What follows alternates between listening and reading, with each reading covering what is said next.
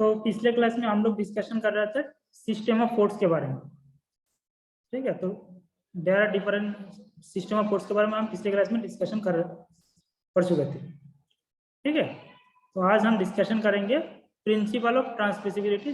बहुत सारे system of जैसे कोप्लेनर कंकरेंट फोर्स या कोलिनियर फोर्स, ये सब हम पिछली क्लास में डिस्कशन कर लिए, ठीक है। आज हम डिस्कशन करेंगे principle of transmissibility of force, ठीक है। तो what is the principle of transmissibility?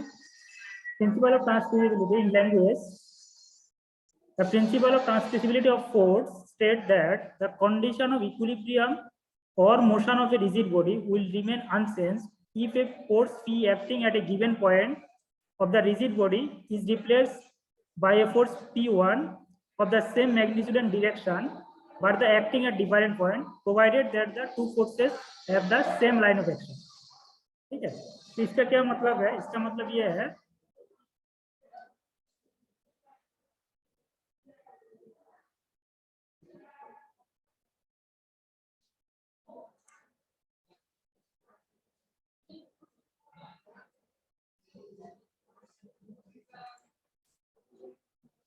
मान लो एक बॉडी कंसीडर करो यहाँ पे, ठीक है। ये बॉडी, इसके ऊपर ए पॉइंट एक कंसीडर करो। इस पॉइंट में एक फोर्स अप्लाई हो रहा है पी एक फोर्स अप्लाई हो रहा है। The point is A and magnitude of force is P, direction is given by arrow, ठीक है। Now what is, now draw the line of action. ये हमारा है line of action of P, ठीक है। तो इस पी फोर्स को अगर हम दूसरी पॉइंट अगर कंसीडर करें यहाँ पे along the line of action, ठीक है। इस पॉइंट में अगर हम P along the line of action P यहाँ पे अप्लाई करेंगे, ठीक है, पी अप्लाई करेंगे, same magnitude and direction but the point of application is B, ठीक है। दूसरे पॉइंट में अगर अप्लाई करेंगे तो बॉडी का स्टेबिलिटी का कोई प्रॉब्लम नहीं है, बॉडी स्टेबल रहेगा, इक्विलिब्रियम कंडीशन में रहेगा, ठीक है। ये है principle of transmissibility, provided the body must be rigid, ठीक है। बॉडी रिजिड होना चाहिए, body must be rigid.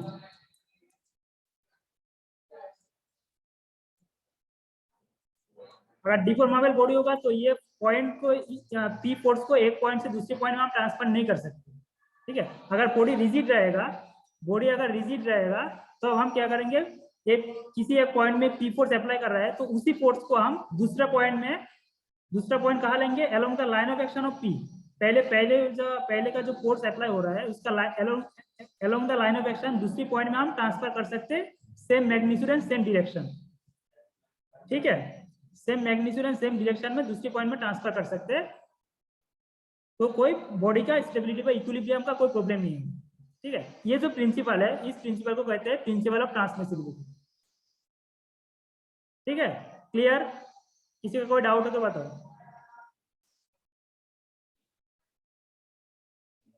Statement ये है, ये हमारा स्टेटमेंट है। अगर ये लैंग्वेज में बोलेंगे तो इसी तरह का है, ठीक है। मैं अब एक और बार बता देता हूँ। किसी भी बॉडी में किसी एक पॉइंट में फोर्स अप्लाई हो रहा है,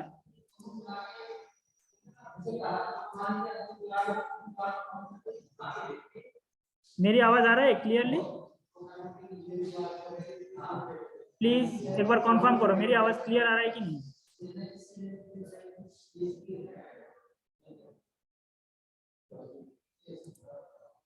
ओके, थैंक यू। तो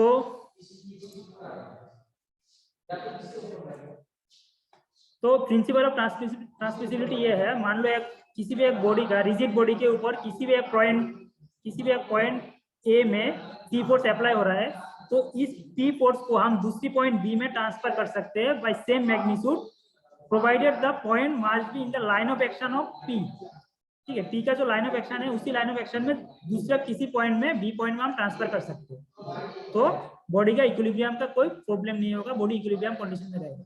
दिस प्रिंसिपल को कहते हैं principle of transmissibility of force, provided condition 1, this principle of transmissibility only applicable for rigid body, not deformable body. Deformable body, in case of deformable body, this theory cannot be applied. But in case of rigid body, ये force एक point से दूसरे point में transfer कर सकते हैं along the line of action. ठीक है, किसी भी फोर्स को एक पॉइंट से दूसरी पॉइंट में ट्रांसफर कर सकते हैं along the line of action of a rigid body. ठीक है,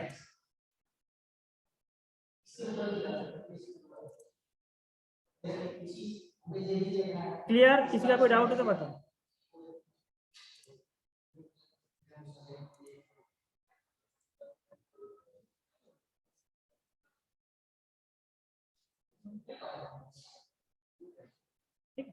जैसे इस फिगर में हम देख पाएंगे, इसी फिगर में देखो ए पॉइंट में एक फोर्स ए अप्लाई हो रहा है.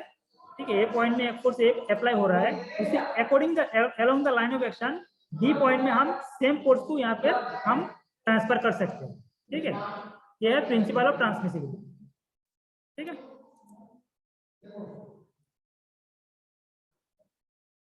तो ये होगा फोर्स का प्रिंसिपल ऑफ ट्रांसमिसिबिलिटी. अब देखते हैं Newton's law of motion. Newton's law of motion के बारे में ऑलरेडी हमने बहुत कुछ पढ़ा है.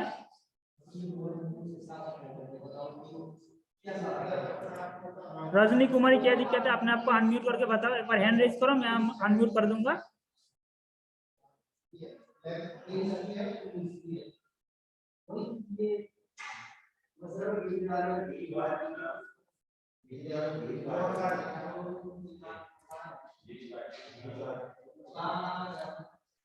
रजनी कुमारी बताओ, क्या दिक्कत, क्या समझ नहीं आ रहा है?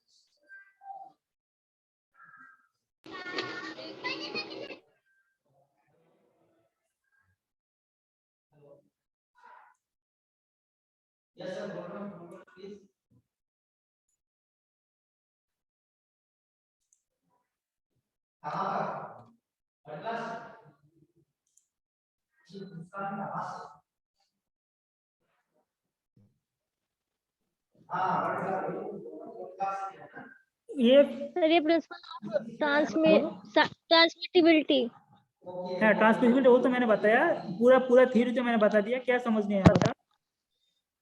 सर एक बार फिर. ठीक है, एक बार फिर से बता देता हूँ. ठीक है. Something went wrong. Please try again.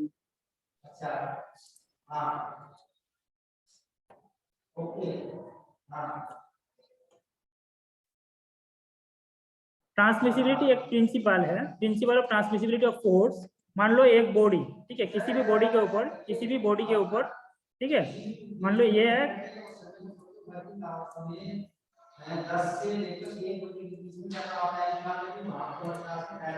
मान लो किसी भी बॉडी के ऊपर एक पॉइंट में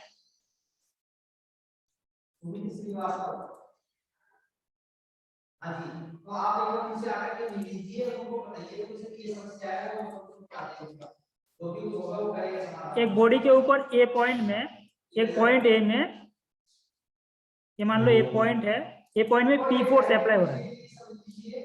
ठीक है, मैंने किसी बॉडी के ऊपर पी पॉइंट में किसी भी बॉडी के ऊपर ए पॉइंट में पी फोर्स अप्लाई कर दिया.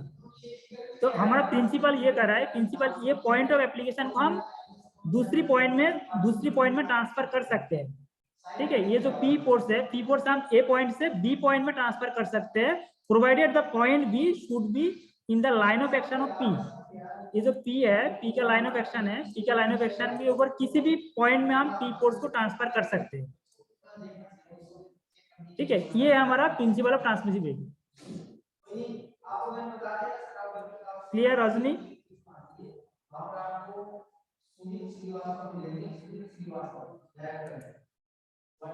Okay, thank you.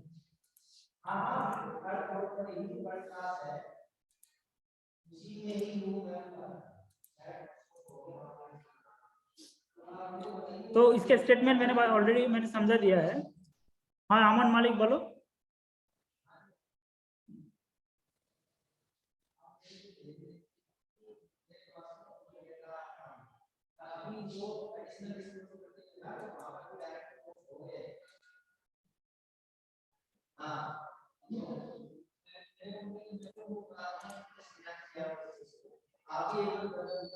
अमन मालिक, आपने आपको ऑडियो ज्वाइन कर लो पहले. क्या बोलना है चैट में बता दो, क्या दिक्कत है?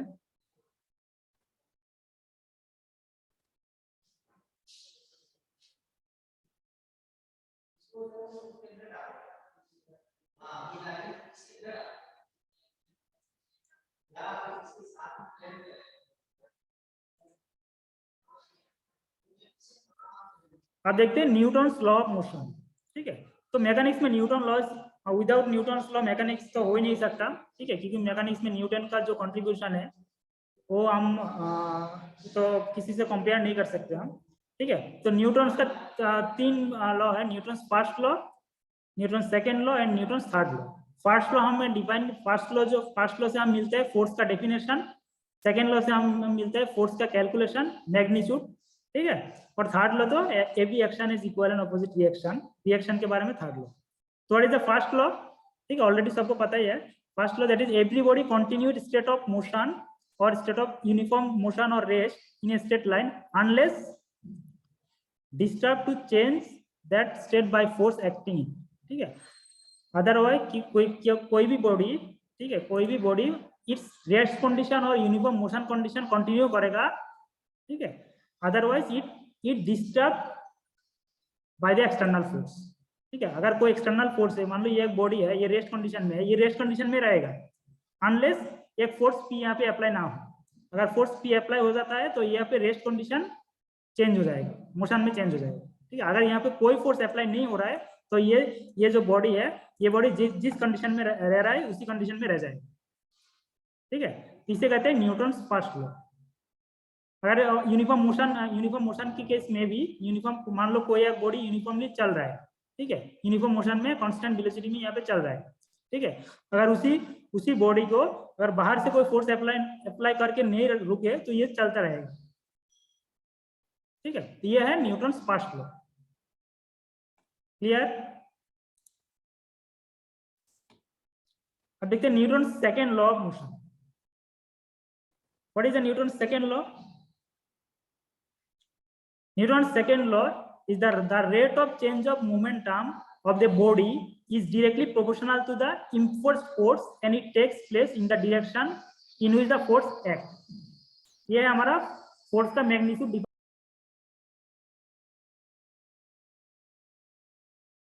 So that is from the Newton's second law, force is proportional to the rate of change of momentum. Now force is proportional to rate of change of momentum, मतलब mass into velocity, mass into velocity. Now mass, किसी भी body का mass is constant, मैंने पिछले class में बताया था मास कभी भी चेंज नहीं होगा, ओनली चेंज होगा क्या? वेलोसिटी। तो that is force equal to mass into rate of change of velocity. Force is proportional to mass into rate of change of velocity. Now force is rate of change of velocity equal to acceleration. By definition हमें मिलता है rate of change of velocity equal to mass into acceleration, sorry, rate of change of velocity equal to acceleration, hence the force is proportional to mass into acceleration. Force is proportional to mass into acceleration. Force is proportional to mass into rate of change of velocity and hence force is proportional to mass into acceleration, क्योंकि rate of change of velocity equal to acceleration. ठीक है, now acceleration को हम denote करते हैं f से, small f से हम डिनोट करते हैं एक्सेलरेशन को, और फोर्स को डिनोट करते हैं कैपिटल F से, और मास को डिनोट करते हैं हम m से। So that is F is proportional to m into f। ठीक है, F is proportional to m into f।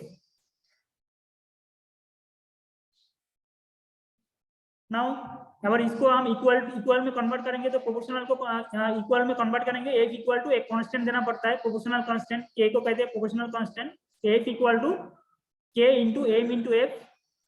ठीक है, नाउ हम K का वैल्यू, K जो कांस्टेंट है इसका वैल्यू निकालना है। यहाँ पे F equal to force, m equal to mass, small a नहीं, यहाँ पे F होगा, small f is the acceleration and K is the constant of proportionality. ठीक है,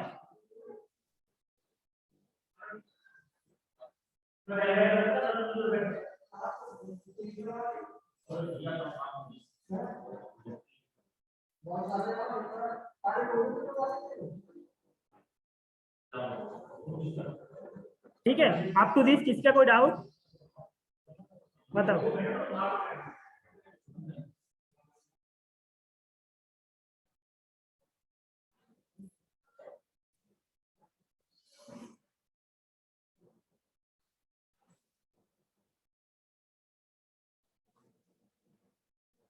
समझ में आ गया आपको फर्स्ट लॉ सेकंड लॉ, क्योंकि इसके बाद थोड़ा हायर हायर हायर में चलेंगे हम। मैथमेटिकल एक्सप्रेशन सबको समझ में आ गया?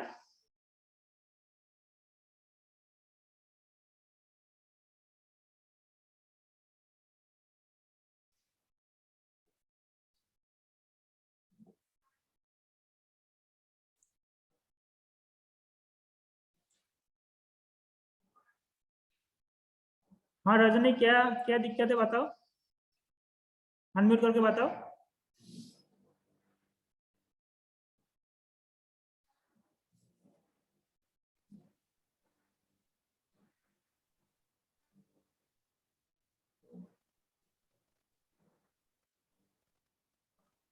ये हम लोग टेंथ क्लास में Newton first law second law third law ये ऑलरेडी पढ़ चुके हैं।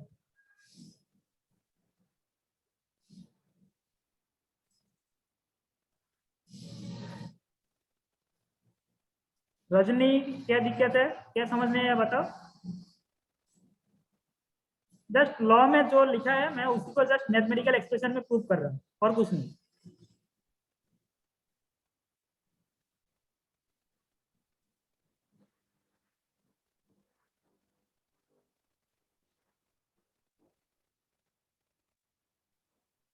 ठीक है,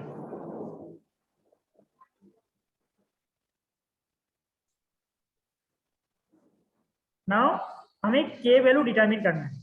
ठीक है, in all the system unit of force is so selected that the constant of the proportionality become unity। अब हमें बताओ फोर्स का सीजीएस यूनिट क्या है और एसआई यूनिट क्या है, बताओ। What is the CGS unit of force and what is the SI unit of force?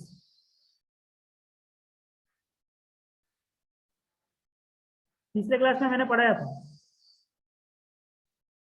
Force का सीजीएस यूनिट क्या है और एसआई यूनिट क्या है?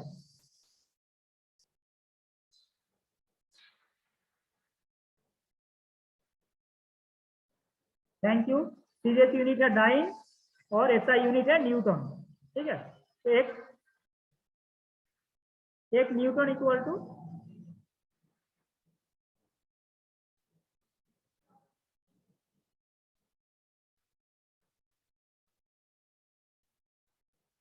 Okay, thank you Newton and dyne. तो अभी हम क्या करेंगे, what is the definition of 1 Newton? कोई अपने आप को बता सकता है what is the one definition of 1 Newton?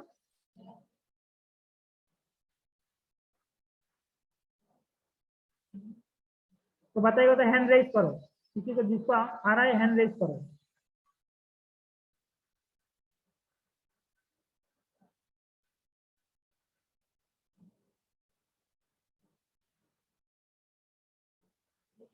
हाँ आपको, आप बताओ, अपने आप को अनम्यूट करके बताओ।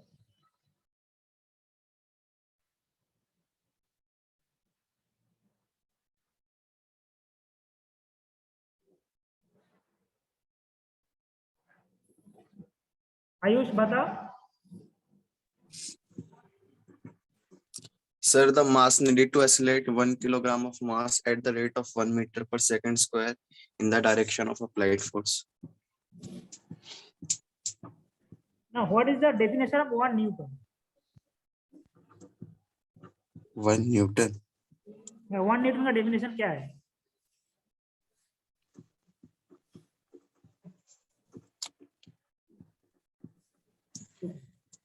One Newton equal to that amount of force which create a 1 meter per second square acceleration in 1 kilogram of a body.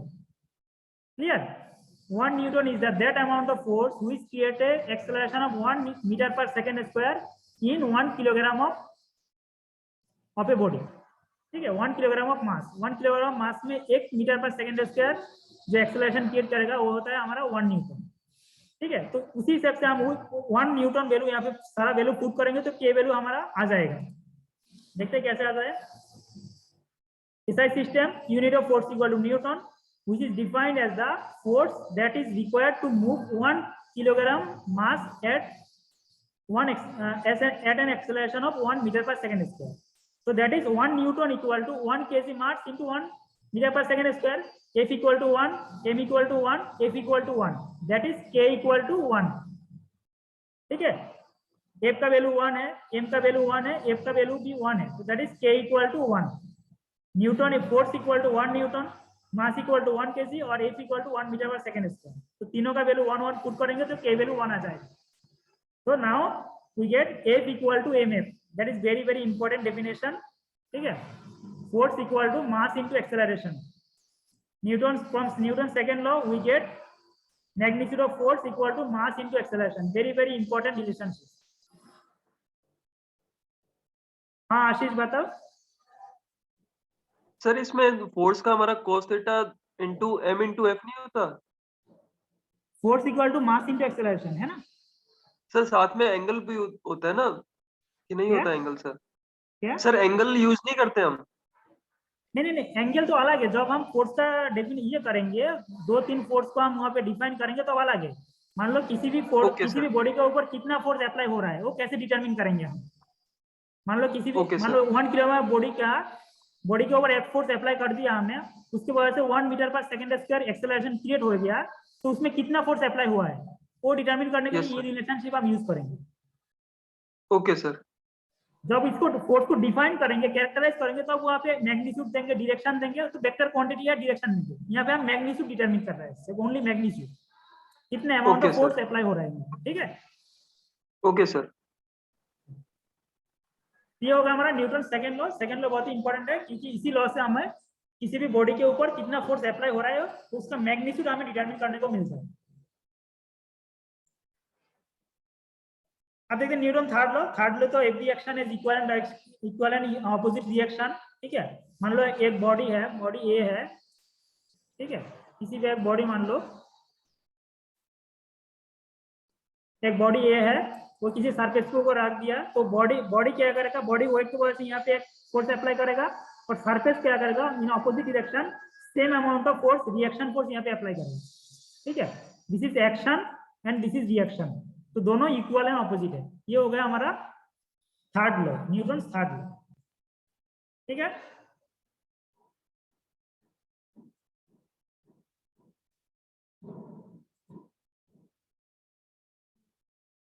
अब देखते हैं न्यूटन्स लॉ ऑफ ग्रेविटेशन, ठीक है। न्यूटन्स लॉ ऑफ ग्रेविटेशन क्या है, एवरीबॉडी अट्रैक्ट्स ईच अदर, ठीक है। यहाँ पे इस यूनिवर्स में जितना भी बॉडी है, एक बॉडी दूसरा बॉडी को अट्रैक्ट करता है, ठीक है। तो अट्रैक्शन फोर्स कितना होगा वो न्यूटन्स लॉ ऑफ ग्रेविटेशन से हमें मिलता है। इसके बारे में हम डिटेल्स में नहीं जाएंगे, जस्ट इसका स्टेटमेंट है, एक बार जस्ट इसको ध्यान में रखना है, पढ़ना है, जस्ट डिटेल्स में हम डिस्कशन नहीं करेंगे। मेन बात है ग्रेविटेशनल लॉ का मेन फोर्स है every body attract each other. मान लो दो बॉडी ए है, कोई भी एक वस्तु है, बॉडी ए है, बॉडी बी है, तो दोनों बॉडी एक दूसरे को अट्रैक्ट करेगा। तो what is the amount of attractive force, ये इसी फोर्स में यहाँ पे अप्लाई अट्रैक्ट करेगा, ठीक है। और ये एक दूसरे को अट्रैक्ट करेगा। ए बॉडी जो ए है, ए बॉडी बी को अट्रैक्ट करेगा और बी बॉडी ए को अट्रैक्ट करेगा। तो कितने अट्रैक्शन फोर्स कितना है, मान लो अट्रैक्शन फोर्स एफ है, तो एफ को डिटरमिन करने के लिए ये फॉर्मूला हम इस्तेमाल करेंगे, जहाँ पे M equal to mass of first body, m2 equal to mass of second body और d equal to centre distance. दोनों बॉडी का सेंटर डिस्टेंस है d, और g equal to constant value, इसका वैल्यू दिया हुआ है, ये कांस्टेंट वैल्यू है, ठीक है। तो इसी फॉर्मूला से हम क्या करेंगे, दो बॉडी का बीच को अट्रैक्शन जो फोर्स है वो फोर्स को हम डिटरमिन कर पाएंगे। यह न्यूटन ग्रेविटेशनल लॉ, जो यहाँ पे जो एस्ट्रोलॉजी है, एस्ट्रोनॉमी है, एस्ट्रोनॉमी में इसका बहुत ही यूज है, ठीक है। तो इसके बारे में ज्यादा डिस्कशन नहीं करेंगे, जस्ट फॉर्मूला लॉ को याद रखना है और रिलेशनशिप और what is the statement of the law, ठीक है।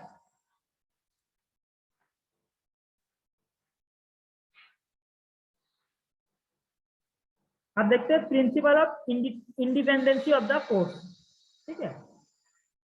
किसी भी बॉडी के ऊपर, मान लो एक बॉडी है, ये एक बॉडी है, इसके ऊपर बहुत सारी फोर्स अप्लाई हो रहा है,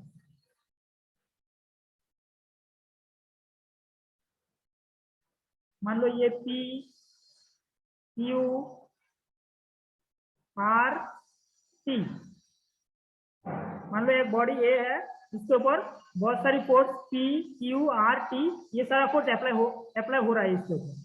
तो ये प्रिंसिपल ऑफ इंडिपेंडेंसी क्या कहते हैं, ये जो फोर्स है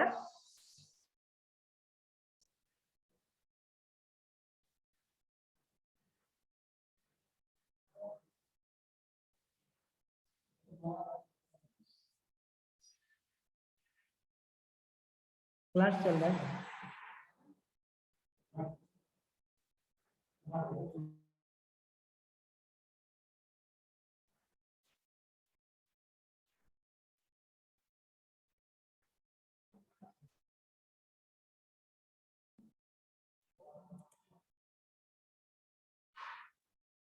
तो प्रिंसिपल ऑफ इंडिपेंडेंसी ये कहते हैं, मान लो किसी भी बॉडी के ऊपर बहुत सारी फोर्स अप्लाई हो रहा है, तो एक फोर्स दूसरी फोर्स के ऊपर डिपेंड नहीं करेगा।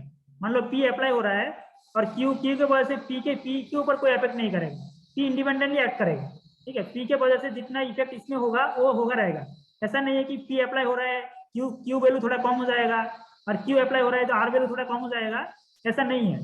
ठीक है, हर फोर्स इंडिविजुअल और इंडिपेंडेंटली बॉडी के ऊपर जितने इफेक्ट वो करना चाहिए वो करेगा। मान लो पी फोर्स की वजह से यहाँ पे अगर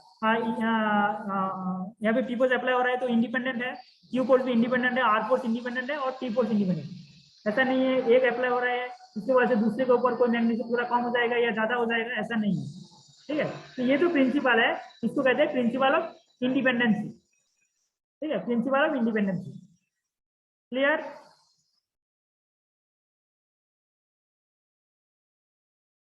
अब देखिए principal of superposition of forces.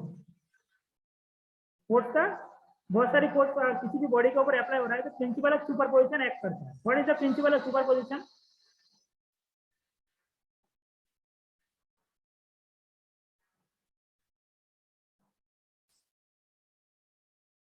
Statement है the state that the net effect of a system of force on a body is same as combined of individual force acting on the body. Since a system of force is equilibrium, do not have any effect on a rigid body. This principle is stated in the following form also. The effect of given system of force on a rigid body is not changed by adding or subtracting another system of force in equilibrium. ठीक है, ये हो गया हमारा principal of superposition of the force. तो ये तो बहुत सारी प्रिंसिपल हमने पढ़ लिया। बहुत सारे principle of independency, principal of superposition, principle of transmissibility. आप देखते हैं मैथमेटिक्स का फॉर्मूला है, बहुत सारी मैथमेटिक्स पढ़ेंगे यहाँ पे हम। रिजल्टेंट फोर्स निकालना है, तो what is the resultant force? मान लो दो फोर्स किसी भी बॉडी के ऊपर एक्ट कर रहा है,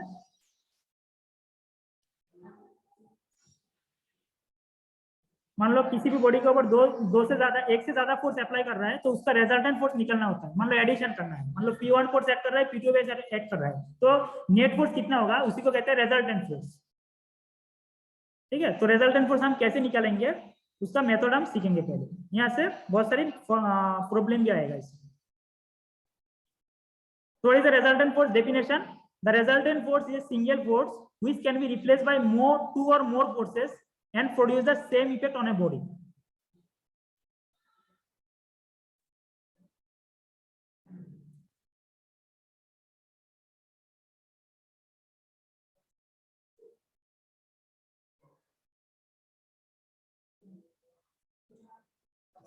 मान लो एक बॉडी, इसके ऊपर बहुत सारी P1, P2, ये मान लो P1, ये मान लो P2 और ये मान लो P3, तीन फोर्स इसके ऊपर अप्लाई कर रहा है। तो what is the resultant force? Resultant force ये है, रिजल्टेंट फोर्स है ये तीनों फोर्स को हम अगर रिप्लेस करेंगे एक सिंगल फोर्स से अगर रिप्लेस करेंगे तो बॉडी के ऊपर जो इफेक्ट रहेगा, इक्विलिब्रियम रहेगा, वो इफेक्ट नहीं करेगा, सेम कंडीशन में रहेगा, सेम इक्विलिब्रियम कंडीशन में रहेगा, कोई प्रॉब्लम नहीं आएगा, इफेक्ट भी सेम रहेगा। तो उसी इस जो एक सिंगल फोर्स है, इस सिंगल फोर्स को कहते हैं रिजल्टेंट फोर्स। दो से ज्यादा फोर्स का ऐड करने के बाद जो सिंगल फोर्स आता है उसी कहता है रिजल्टेंट फोर्स, जिसके वजह से जो पहले जो इफेक्ट रहेगा बॉडी के ऊपर, जो इतना दो से ज्यादा फोर्स का जो इफेक्ट रहेगा और ये सिंगल फोर्स रिजल्टेंट फोर्स देने के बाद भी इफेक्ट भी सेम रहेगा, इफेक्ट में कोई चेंज नहीं आएगा। ठीक है, लेकिन हम जस्ट रिप्लेस करेंगे दो से ज्यादा फोर्स को सिंगल फोर्स से। उसी सिंगल फोर्स को कहते हैं रिजल्टेंट फोर्स। ठीक है, तो ये हो गया हमारा रिजल्टेंट फोर्स। रिजल्टेंट फोर्स के ऊपर बहुत सारी प्रॉब्लम है, हम करेंगे एक एक करके।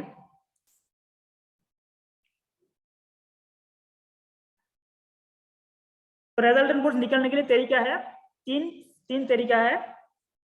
एक है हमारा, क्योंकि हम एक से ज्यादा फोर्स को हम ऐड कर रहे हैं, ठीक है, तो रिजल्टेंट निकलने का तरीका है, एक है पैरेललोग्राम लॉ, दूसरी है ट्रायंगुलर लॉ, तीसरी है पॉलीगॉन लॉ। ये तीन जो लॉ है, तीन लॉ से हम रिजल्टेंट फोर्स को निकल पाएंगे, रिजल्टेंट फोर्स कैलकुलेट कर पाएंगे। मान लो किसी बॉडी के ऊपर एक से ज्यादा फोर्स अप्लाई हो रहा है, तो उसको रिजल्टेंट निकलने के लिए हम इसमें से किसी भी एक फॉर्मूला को हम यूज करेंगे, किसी भी एक लॉ को यूज करेंगे। पहला लॉ है पैरेललोग्राम लॉ, दूसरी लॉ है ट्रायंगुलर लॉ, और तीसरी लॉ है पॉलीगॉन लॉ। ठीक है, 1 मिनट के बाद ये सेशन खत्म हो जाएगा, दोबारा ज्वाइन हो जाना सारा school.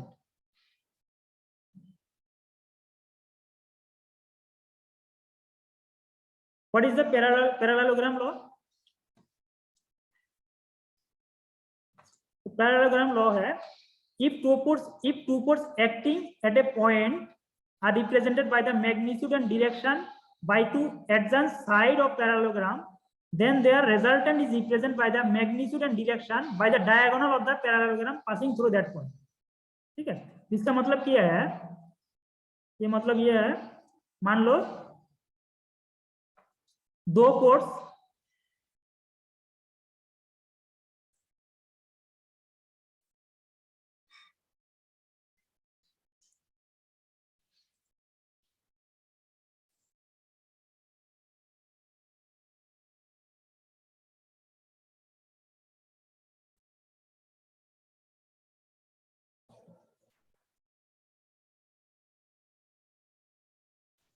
now what is the law? The parallelogram law.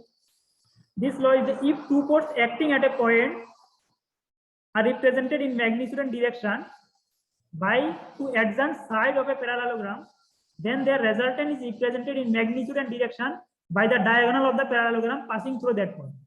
ठीक है, इसका ये लॉ का मतलब क्या है? ये मतलब है, मान लो एक एग्जांपल लेते हैं, ये मान लो O पॉइंट है, इसके ऊपर F1 एंड F2 दो फोर्स अप्लाई हो रहा है, और ये दो फोर्स है एक पैरेललोग्राम का साइड है।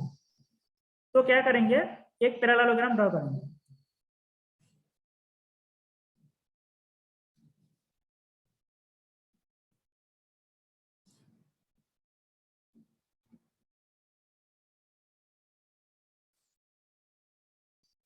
ठीक है, ये एक पैरेललोग्राम हो गया, O A D B, ये एक पैरेललोग्राम हो गया, और F1 F2 जो दो फोर्स है वो दो एडजेंट साइड को रिप्रेजेंट कर रहा है। Now what is the resultant force? ये फार्मूला कहता है resultant force is equal to the ये जो डायगोनल, ये जो है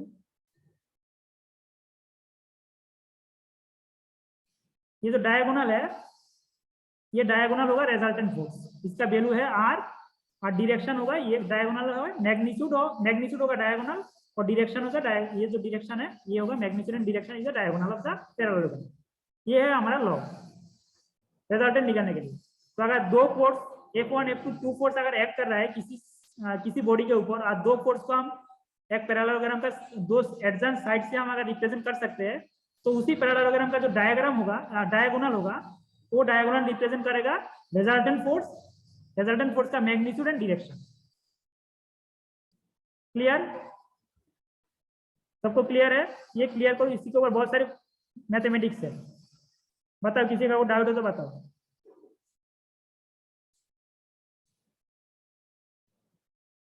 और इसी लॉ को कहते हैं पैरेललोग्राम लॉ, बहुत ही इंपॉर्टेंट लॉ मैकेनिक्स में।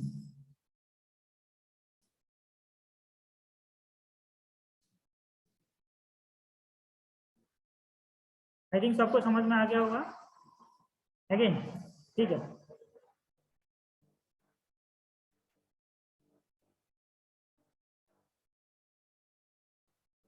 मान लो वो एक पॉइंट है, इसके ऊपर दो फोर्स एक्ट कर रहा है, F1 F2 दो फोर्स इसके ऊपर अप्लाई हो गए।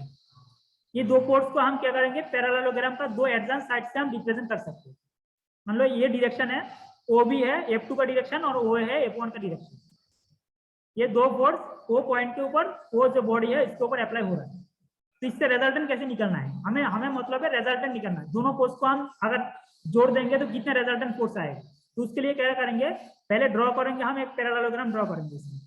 ठीक है, पैरेललोग्राम कैसे ड्रॉ होता है तो सबको पता है, 9th-10th में सिखाया है। तो इसके पैरेलली ये जो OA लाइन है इसका पैरेलल लाइन BD ड्रॉ करेंगे, और OB जो लाइन है इसके पैरेलल लाइन AD ड्रॉ करेंगे। पैरेललोग्राम हो गया। Now draw the diagonal of the parallelogram. ये डायगोनल ड्रॉ कर लिया। ये जो डायगोनल का जो वैल्यू होगा वो है magnitude of the resultant force and direction. ये जो डायगोनल रिप्रेजेंट करेगा मैग्नीट्यूड एंड डायरेक्शन। ये दो मेथड है, ठीक है, एक है ग्राफिकल मेथड, एक है एनालिटिकल मेथड। तो ग्राफिकल मेथड में क्या करेंगे, हमें स्केल में प्लॉट करना पड़ेगा। ग्राफिकल मेथड में रिजल्टेंट निकालने के लिए हमें क्या करना पड़ेगा, स्केल में फोर्स को ड्रॉ करना पड़ेगा। ठीक है, ड्राइंग में जो इंजीनियरिंग ड्राइंग में सर तो पढ़ा रहा है कैसे ड्राइंग होता है, तो उसी हिसाब से पहले ड्रॉ करना पड़ेगा। तो कैसे ड्रॉ होता है मैं दिखा देता हूँ।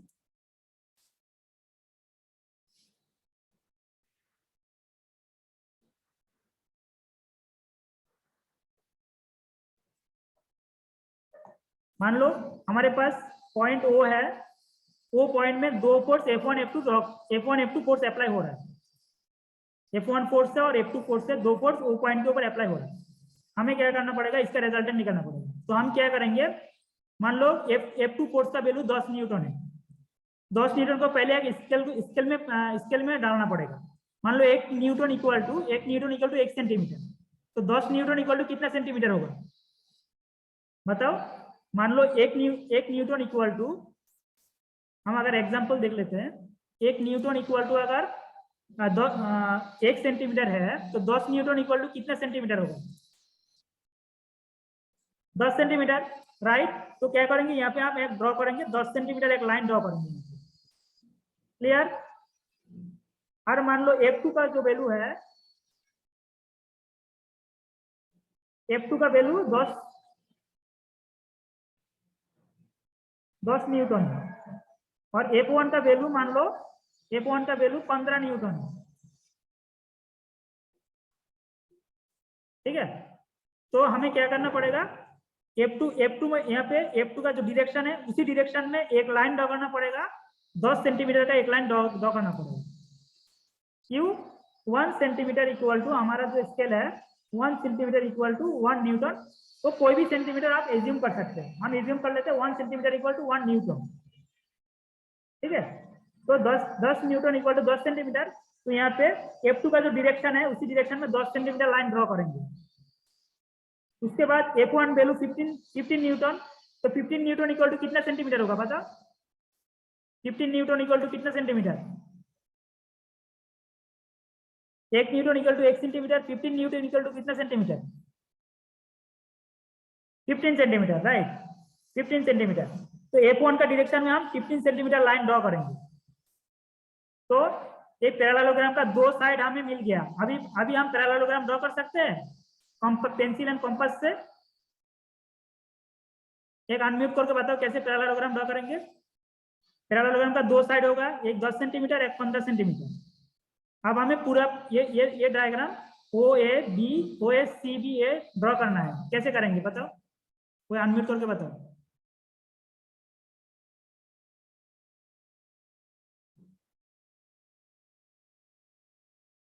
हाँ, जतिन बंसल बताओ। कंपास हम एक क्या करेंगे कि पहले एक आर्क लगाएंगे जो बी पॉइंट पे है।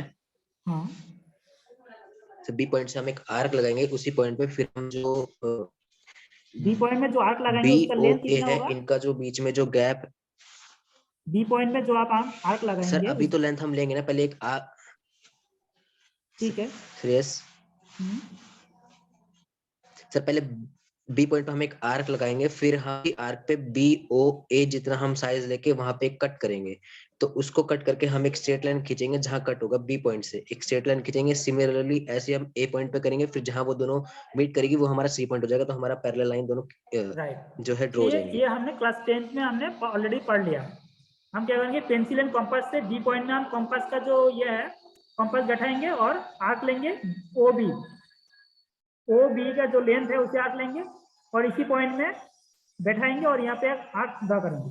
सिमिलरली ओ ए का लेंथ लेंगे, बी पॉइंट में कंपास बैठा के यहाँ पे दूसरी आर्क ड्रा करेंगे। ये जो इंटरसेक्शन पॉइंट है वो सी पॉइंट हो गया हमारा। आप करेंगे बीसी और एसी ये दोनों कनेक्ट कर देंगे तो पैरेललोग्राम हो गया। अब हम ड्रा करेंगे डायगोनल को ड्रा कर पाएंगे इजीली।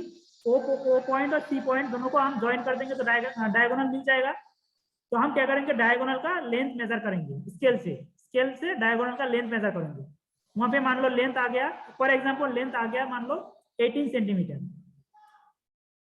80 सेंटीमीटर लेंथ आया है। तो what is the value of R, resultant force का वैल्यू कितना होगा बताओ, what is the value of resultant force. हमारा स्केल है ये 1 सेंटीमीटर इक्वल टू 1 न्यूटन। हमारा डायगोनल का लेंथ आ गया 18 centimetre, what is the value of R होगा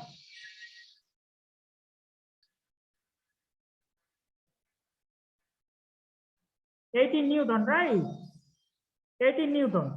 ठीक है, तो ये इसी मेथड में हम रिजल्टेंट निकालेंगे और डायरेक्शन तो है जो डायगोनल का डायरेक्शन है उसी डायरेक्शन में होगा। ठीक है, तो इसी मेथड में हम क्या करेंगे, दो फोर्स जब एक ही पॉइंट में अप्लाई कर रहे हैं उसी को हम रिजल्टेंट निकाल सकते हैं। ठीक है, इसी मेथड को कहते हैं ग्राफिकल मेथड। क्लियर सबको, किसी का कोई डाउट हो तो बताओ,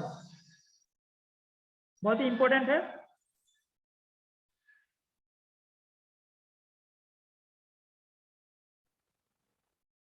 पिथागोरस कब अप्लाई होता है बताओ, पिथागोरस का जो फॉर्मूला है, किसने बोला है बताओ, एक मिनट।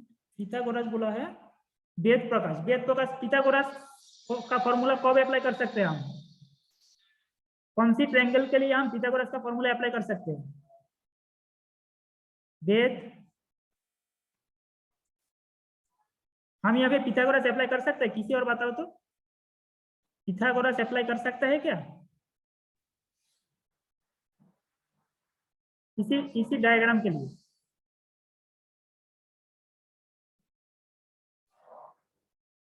वेद कैसे अप्लाई कर सकते हैं बताओ, तुम ये सर बोल रहे हो। पिथागोरस के लिए मेन जो हमारा ये है कंडीशन है वो क्या है, पिथागोरस का जो ट्रायंगल है राइट एंगल ट्रायंगल होना चाहिए। मतलब जो ट्रायंगल है वो ट्रायंगल का 90 डिग्री एक एंगल होना चाहिए, तभी पिथागोरस का फॉर्मूला अप्लाई कर सकते हैं।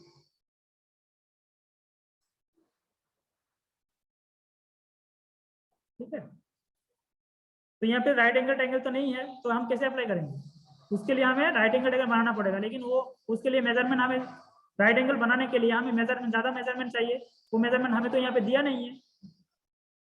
ठीक है, तो हम कैसे मेजर करते हैं,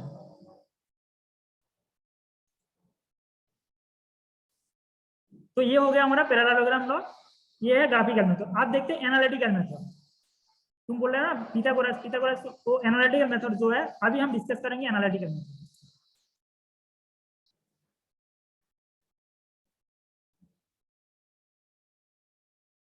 सेम हमारा मेन टारगेट है रिजल्टेंट निकलना। दो फोर्स दे रखा है F1 F2, हमें निकलना है रिजल्टेंट फोर्स। ग्राफिकल मेथड में हमने समझा दिया। आप देखते हैं ये हमारा एनालिटिकल मेथड। अच्छा रजनी, तुम पहले से बोल रहे हो समझ नहीं आ रहा है, ये फॉर्मूला समझ में आ गया, एक बार अनम्यूट करके बताओ रजनी कुमारी।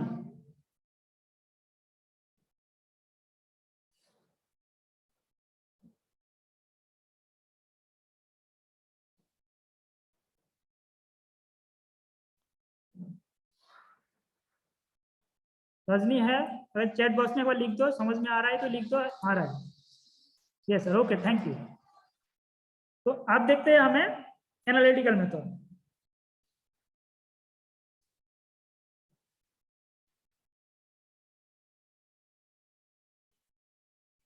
ठीक है, अभी एनालिटिकल मेथड यहाँ पे हम पिथागोरस अप्लाई करेंगे। ठीक है, एनालिटिकल मेथड में पिथागोरस का फॉर्मूला अप्लाई करके हम यहाँ पे एनालिटिकल मेथड का वैल्यू निकालेंगे, क्योंकि ग्राफिकल मेथड में हर टाइम पॉसिबल नहीं होता। ठीक है, ग्राफिकल मेथड में बहुत सारी एरर भी आ सकते हैं। जब मेजरमेंट करोगी, डायगोनल मेजर करोगी, ड्रॉ करोगी तो बहुत सारी एरर आ सकता है। ठीक है, इसलिए ग्राफिकल मेथड हम ज्यादा यूज नहीं करते, एनालिटिकल मेथड में एक्यूरेट वैल्यू आ जाएगा। ठीक है, तो हमारे पास दिया हुआ है क्या है, ऑलरेडी हमने ड्रॉ कर लिया। अब हम ये पी फोर्स और क्यू फोर्स, किसी का F1 F2 दिया है, तो यहाँ पे मान लो दो फोर्स है P और Q, दो फोर्स अप्लाई हो रहा है पॉइंट ए के ऊपर, ठीक है, ए के ऊपर Q फोर्स अप्लाई हो रहा है AC डायरेक्शन में और P फोर्स अप्लाई हो रहा है AB डायरेक्शन में। हमें निकलना है रिजल्टेंट फोर्स। तो हमें पहले क्या करेंगे, पहले हम क्या करेंगे, पैरेललोग्राम ड्रॉ करेंगे, जैसे पहले ड्रॉ कर लिया। रिजल्टेंट फोर्स R है ये, और P और Q दोनों फोर्स का बीच का जो एंगल है वो है अल्फा, ठीक है, बीच का एंगल अल्फा है। अब हम क्या करेंगे, एक कंस्ट्रक्ट लाइन कंस्ट्रक्ट करेंगे, डी पॉइंट से एक परपेंडिकुलर ड्रॉ करेंगे AB के ऊपर, ठीक है, AB को E तो एक्सटेंड करेंगे, ये हमारा परपेंडिकुलर 90 डिग्री ड्रॉ करेंगे, और BD जो है BDE राइट एंगल ट्रायंगल हो गया, ठीक है, BDE राइट एंगल ट्रायंगल हो गया। नाउ हमारे पास क्या दिया हुआ है, angle between two force P and Q alpha दे रखा है, this angle is alpha, similarly this angle is also alpha. ये ऐसा होगा, ऐसा होगा, बताओ। एंगल CAB अगर अल्फा होगा तो एंगल DBE भी अल्फा होगा। ये पॉसिबल है? इसमें किसी का कोई शॉक?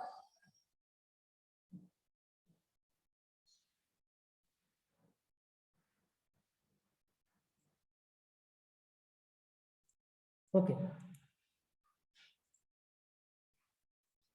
तो हमारे पास alpha angle equal to angle between two force P and Q, तो that is equal to angle CAB equal to alpha होगा। अगर अल्फा होगा तो एंगल DBE इक्वल टू भी अल्फा होगा। तो ये हमें कर दिया।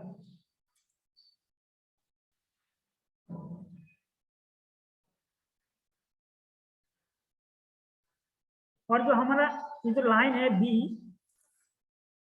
हमारा जो line AC line is parallel to BD as a parallelogram, तो AC is parallel to BD and CD is parallel to AB, ठीक है। अब हम कंसीडर करेंगे ये ट्रायंगल, कंसीडरिंग ट्रायंगल ADE। बताओ ADE कौन सी ट्रायंगल है, किस टाइप का ट्रायंगल है? ADE, ट्रायंगल ADE किस टाइप का ट्रायंगल है?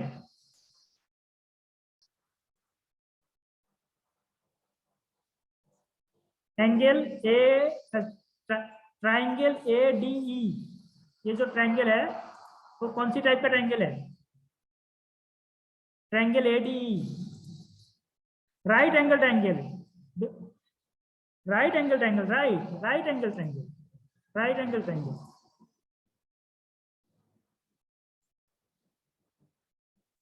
ठीक है। इस ट्रायंगल को हम कंसीडर करेंगे। अब हम पाइथागोरस का थ्योरी अप्लाई करेंगे। पाइथागोरस का theory, what is the Pythagoras का theory? Hypotenuse square equal to perpendicular का स्क्वायर प्लस बेस स्क्वायर, तो that is equal to AD square equal to AE square plus DE square, right. तो now AD square equal to AE को हम तोड़ सकते हैं AB plus BE, AB plus BE, ठीक है। तो A के जगह पे हम AB प्लस BE लिख दिया, whole square plus D square. Now AD equal to, what is the AD? AD equal to हमारा रिजल्टेंट फोर्स R है, AD इक्वल टू हमारा रिजल्टेंट फोर्स R है, एंड AB इक्वल टू हमारा given force P है, and what is the B? What is the B? Now कोई बता सकते हैं what is the value of BD? AC value Q है, what is the value of BD?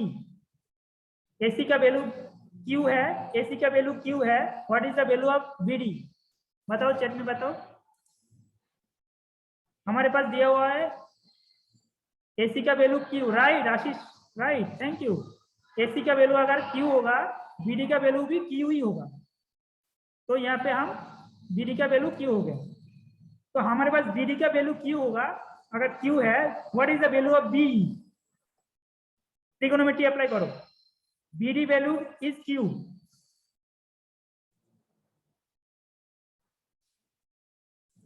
BD का value है Q, what is the value of B?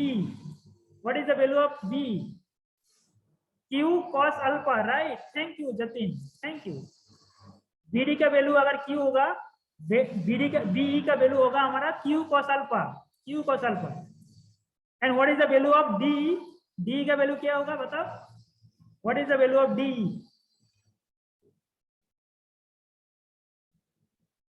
What is the value of D?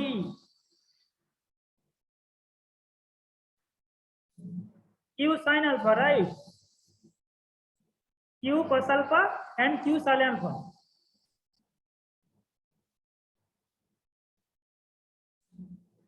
Right, Q sin alpha.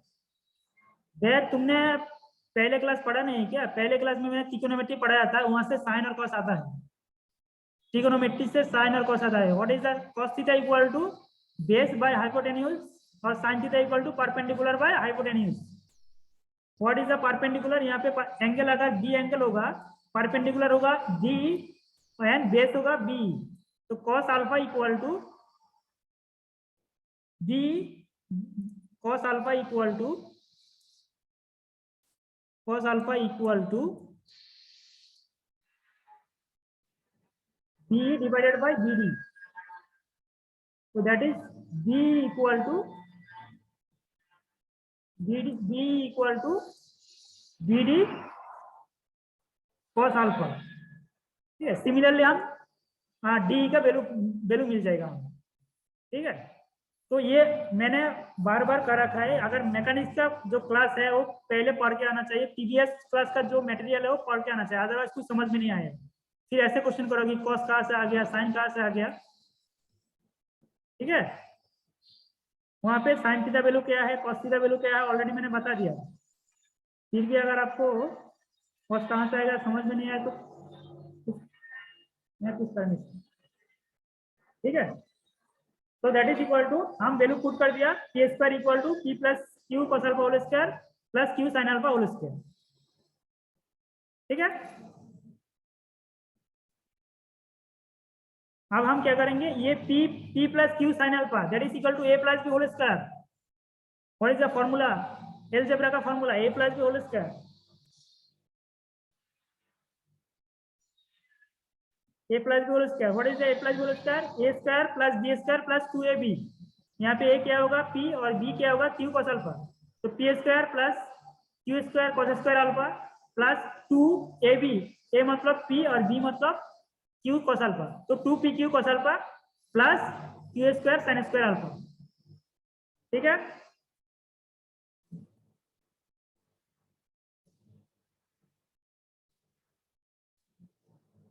तो that is equal to R square equal to P square plus Q square plus P Q cos alpha. ये कहां से आ गया?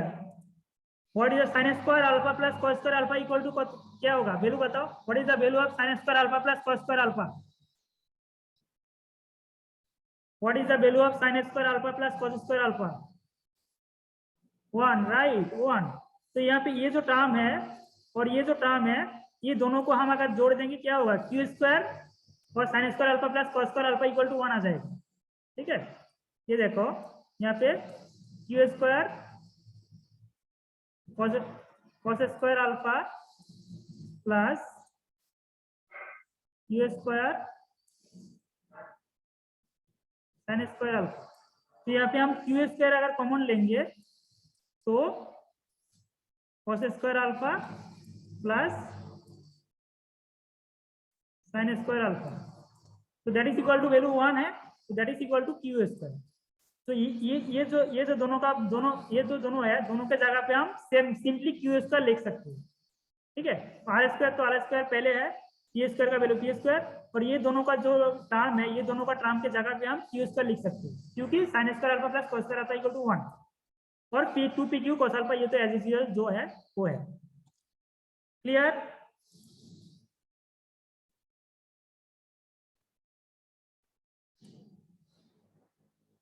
Now r equal to R square equal to this value, r equal to root under of this value.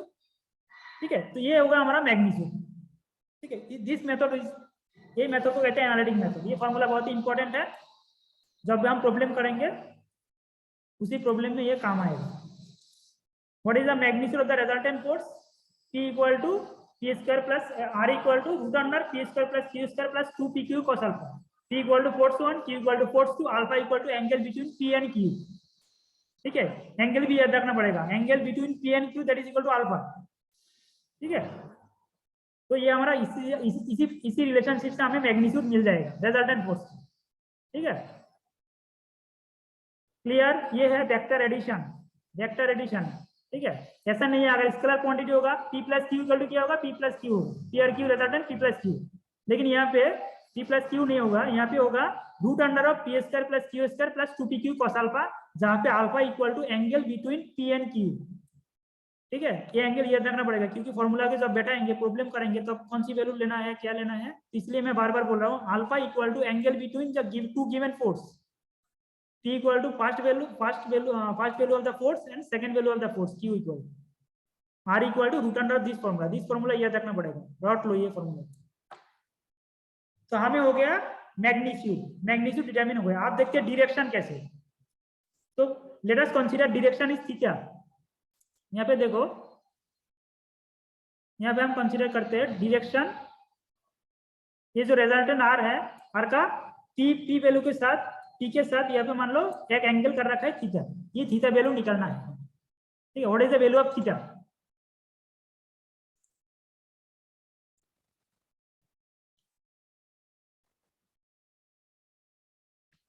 Theta value को निकालने के लिए हमें कंसीडर करना पड़ेगा triangle A D, same triangle A D triangle, ये ट्रायंगल कंसीडर करेंगे। What is the tan theta? tan theta equal to perpendicular by base.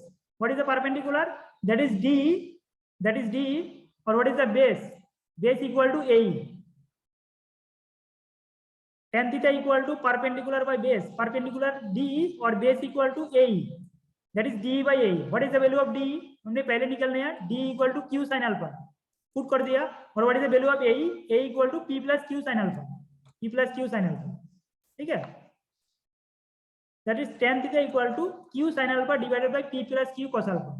ये भी फॉर्मूला इंपॉर्टेंट है, जहाँ से हमें डायरेक्टली हम अगर जो साइंटिफिक कैलकुलेटर है वहां से हम डायरेक्टली थीटा वैल्यू निकल पाएंगे, क्योंकि ये सारा वैल्यू हमारे पास है, क्यू का वैल्यू है, अल्फा का वैल्यू है, क्यू पी का वैल्यू है, तो सारा वैल्यू ये कोई वैल्यू आएगा और उसी वैल्यू से हम थीटा का वैल्यू निकल पाएंगे।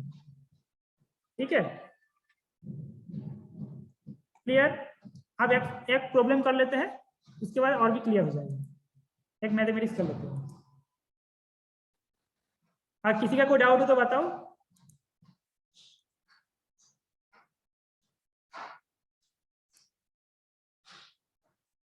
बुक के बारे में मैंने ऑलरेडी बता दिया, केएल कुमार ले सकते हो, आर के राजपूत ले सकते हो, आर के राजपूत बाय लक्ष्मी पब्लिकेशन और केएल कुमार, दोनों में से कोई एक बुक ले सकते हो। ठीक है,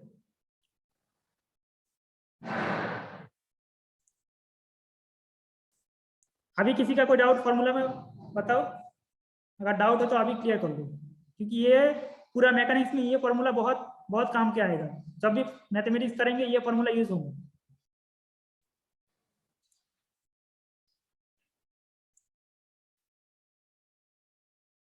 ठीक है, तो that is tan theta equal to inverse tan inverse this value.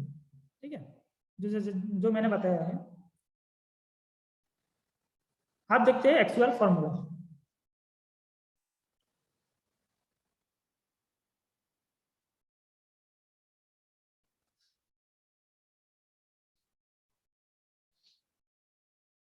ये फॉर्मूला है,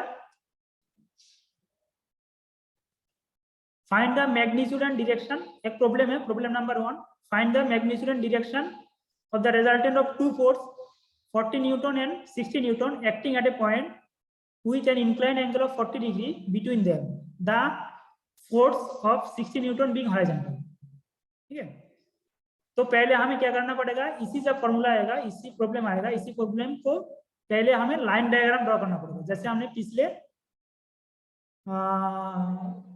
जैसे एनालिटिक जैसे फॉर्मूला डेवलप कर रहे थे वहाँ पे जो लाइन डायग्राम ड्राइंग बहुत इंपॉर्टेंट है। किसी भी फॉर्मूला को प्रॉब्लम को पढ़ के उसको ड्राइंग करना बहुत इंपॉर्टेंट है, अगर ड्राइंग आसानी से कर पाओगे तो प्रॉब्लम बहुत आसान हो जाएगी। ठीक है, तो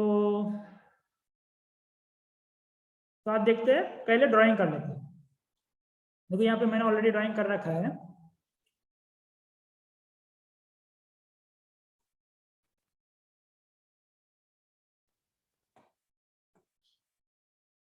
ये फोर्स पी फोर्स हॉरिजॉन्टल, मान लो पी फोर्स है, P equal to 69 newton already दे रखा है, P equal to 60 newton, Q equal to 40 newton and alpha equal to 40 degree, और पी हॉरिजॉन्टल है। तो पी हमने ड्रॉ कर लिया, क्यू ड्रॉ कर लिया, अल्फा वैल्यू हमें दिया हुआ है, पी वैल्यू दिया हुआ है, क्यू वैल्यू दिया हुआ है, अल्फा वैल्यू दिया हुआ है। ठीक है, हमें निकलना है आर एंड थीटा का वैल्यू, क्योंकि आर हो गया मैग्नीट्यूड, थीटा हो गया हमारा डायरेक्शन। ठीक है, तो what is P equal to दिया हुआ है, क्यू इक्वल टू दिया हुआ है, अल्फा इक्वल टू दिया हुआ है। तो now what is the resultant force, R equal to क्या होगा, फॉर्मूला हमें याद है, root under P square plus Q square plus 2p Q cos alpha. Now जो वैल्यू है वो पुट कर देंगे, p equal 60, q equal to 40, 2 p value 60, q value 40, alpha value 40। Now ये अगर कैलकुलेट करेंगे, साइंटिफिक कैलकुलेटर है,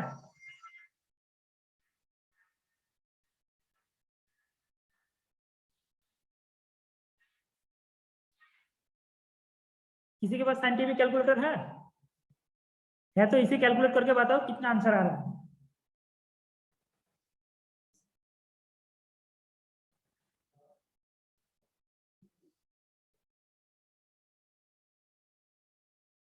साइंटिफिक कैलकुलेटर, अदरवाइज प्रॉब्लम नहीं कर पाओगे। देखो ये अगर कैलकुलेट करोगी तो साइंटिफिक करना, यूज करना भी सीखना आता है। ठीक है, तो पहले कैलकुलेटर खरीद लो, कैलकुलेटर में ये फॉर्मूला एक्सप्रेशन अगर बैठा देंगे तो हमें आंसर मिल जाएगा, दैट इज 94.2 न्यूटन। ठीक है, तो मैग्नीट्यूड हमें मिल गया। अब डायरेक्शन के लिए हमें क्या करना पड़ेगा, the magnitude of the resultant force equal to 94.22 newton. ठीक है, अगेन डायरेक्शन के लिए हमें same formula, tan theta equal to q sin alpha by p plus q cos alpha, right.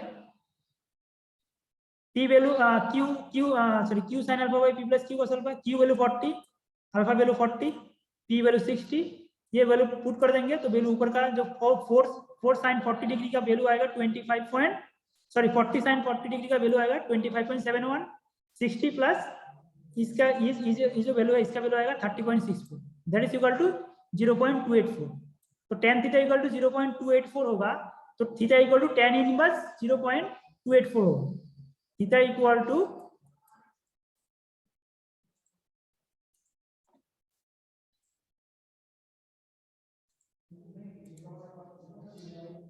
Equal to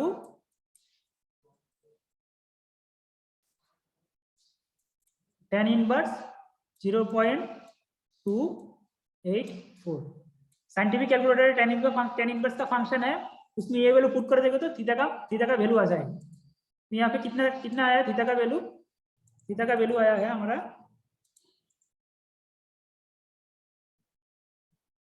15.85 degree, that is 15 degree 51 second.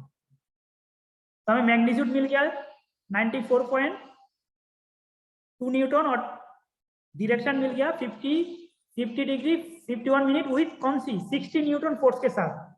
ठीक है, ये देखो ये 60 न्यूटन फोर्स के साथ डायरेक्शन वैल्यू मिल गई।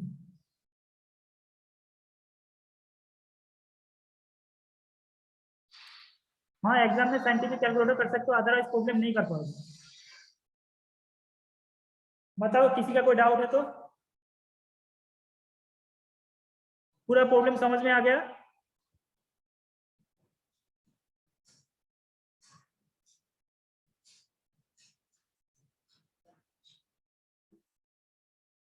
इसी टाइप का क्वेश्चन एग्जाम में आएगा ही आएगा, और इंजीनियरिंग मैकेनिक्स के लिए ये बहुत ही इंपॉर्टेंट फॉर्मूला है और प्रॉब्लम भी।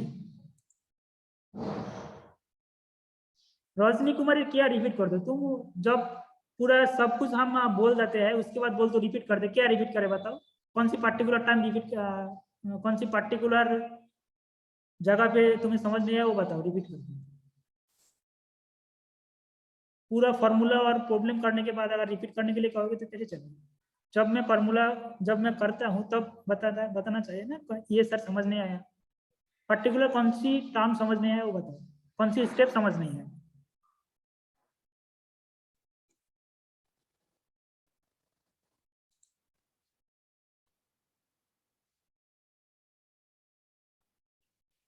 मैग्नीट्यूड के बाद मैग्नीट्यूड तो सबका क्लियर है, मैग्नीट्यूड कैसे निकलना है, मैग्नीट्यूड क्लियर है सबका, कोई डाउट किसी का?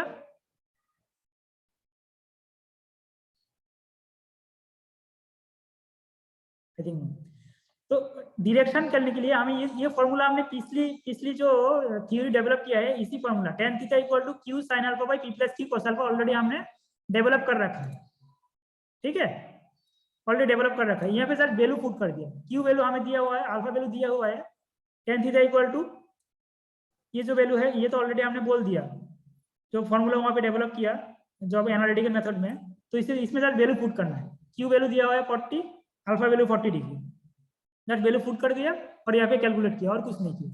0.284 tan थीटा इक्वल टू 0.284 और theta equal to tan inverse 0.284, ये साइंटिफिक कैलकुलेटर ये फंक्शन अवेलेबल है। tan इनवर्स का जो बटन है वो दबाओगे और उसको बिलो 0.284 ये लिख दोगे तो डायरेक्टली ये वैल्यू आ जाएगा, ठीक है। इसलिए मैं कह रहा हूँ साइंटिफिक कैलकुलेटर पहले खरीद लो, उसको देखो, उसको यूज करना भी आना चाहिए, अदरवाइज एग्जाम में नहीं कर पाओगे। तो theta equal to 15 degree 51 second, ठीक है। और ये जो एंगल है देखो, ये थीटा वैल्यू किसके साथ है, पी के वैल्यू साथ है, आर वैल्यू आर ये थीटा दो फोर्स का वैल्यू है, आर और पी का बीच का जो एंगल है वो थीटा है, इसीलिए यहाँ पे लिख दिया 15 degree with the 60 Newton force. ये डिफाइन करना चाहिए ना, ये जो इतना डिग्री 15 डिग्री फोर्स डायरेक्शन आ रहा है वो किसके साथ है, डायरेक्शन ये 60 न्यूटन के साथ है, मतलब जो हॉरिजॉन्टल फोर्स है उसके साथ है, इसलिए यहाँ पे लिखना पड़ेगा। क्लियर सबको?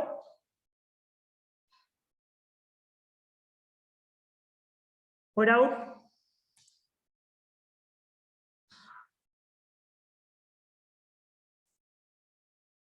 ठीक है, तो होमवर्क के लिए एक प्रॉब्लम मैं दे रहा हूं, ये प्रॉब्लम लिख लो होमवर्क। होमवर्क लिख लो और चैट में अपना अटेंडेंस डाल दो, प्रेजेंट लिख दो चैट में।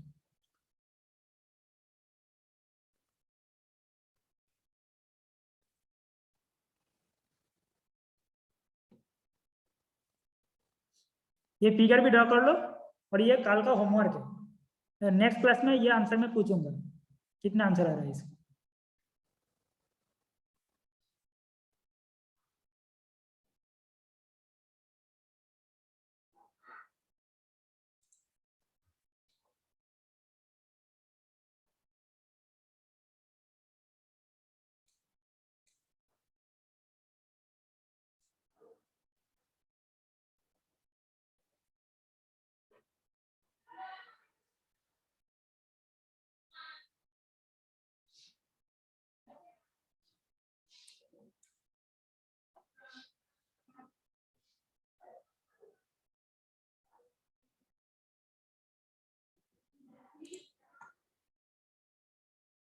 सबने ये प्रॉब्लम नोट हो गया, सबका प्रॉब्लम लिख लिया?